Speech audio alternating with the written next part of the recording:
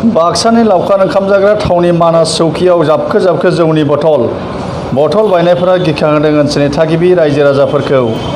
बाक्सा जिल्लानि भारत भुटान सिमना ओनसोलाव थानाय चौकी लावखार ओंखाम जाग्रा थावनि बे थावनिफोराव बोसोरफ्रोमबो गुबुन गुबुन ओनसोलनिफ्राय लावखार ओंखाम जानो फैनायजों लोगोसे दान्दिसे सम गोजोननाय लाफैनायखौ नुनो मोनो। नाथाय बे थावनियाव जाबखो जाबखो जौनि बथल आरो सेंग्रा सिख्लाफोरा गोसो थोलायनायाव बाहायग्रा मुवाफोरखौ ओनसोलनि थागिबि रायजो राजाफ्रा बोखांनो मोननाय जाथाया गिखांनाय लाबोदों। বটল ভাঙা কিবা ভাঙা ইয়াতে যথেষ্ট ধৰণৰ পৰি আছে, হয় আমিও দেখিছোঁ। এইটো আমি আগতে এটা NGO আছিল মানাস চৌকি ইকো টুৰিজিম, বৰ্তমানো আছে, কিন্তু আগতে এটা বেলেগ এটা ছ'চাইটিয়ে এই হেৰিটো পিকনিক স্পটটো চলাই আছিল। এইবুলি এটা বেলেগ হেৰিয়ে চলাইছে, ছ'চাইটিয়ে চলাইছে। আগতে যিবিলাক বটল ভাঙা প্লাষ্টিক কিবা তেখেতসকলে অলপমান চাফা কৰি পেলাই ৰাখিছিল। এতিয়া যিটো এটা হেৰি চলাই আছে, পৰিচালনা কৰি আছে, তেখেতসকলে তাৰমানে এইবিলাক বস্তু তাৰমানে চাফা কৰাৰ ব্যৱস্থা কৰা নাই। সেইকাৰণে আমি আহ্বান জনাব বিচাৰিছোঁ যে যিহেতু এটা বান্ধত আমি সপ্তাহত এদিন বা দুদিন আহিবই লাগে।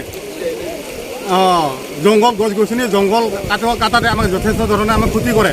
বটল ভাঙাই কাটে, প্লাষ্টিক আছে, তাৰপিছত বিভিন্ন ধৰণৰ আৰু ক'ব নাপায় এনেকুৱা তাৰমানে বেয়া এটা তাৰমানে হেৰি এটা চলে।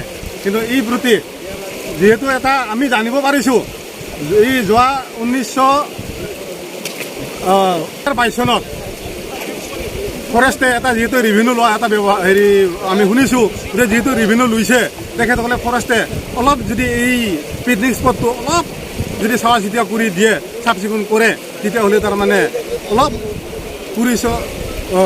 পৰিষ্কাৰ পৰিচ্ছন্নতা হ'ব বুলি আশা কৰোঁ।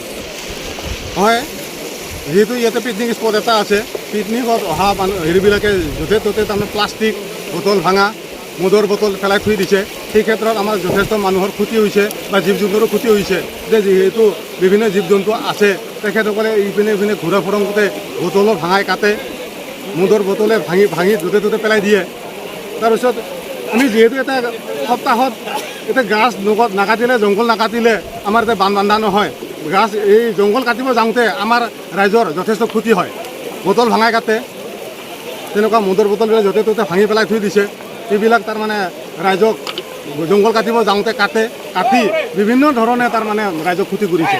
গতিকে এই ক্ষেত্ৰত জিলা প্ৰশাসনে অলপ গুৰুত্ব দি এই পিকনিক স্পটৰ যিটো চাফ চিকুণতা অলপমান তাৰমানে চকু দিলে আমি ৰাইজৰ ফালৰ পৰা আমি আহ্বান জনাইছোঁ তেখেতসকলক, যাতে পৰৱৰ্তী সময়ত এই পিকনিক স্পটৰ বিষয়ে অলপ চাফ চিকুণৰ ৰখাৰ কাৰণে যত্ন কৰে।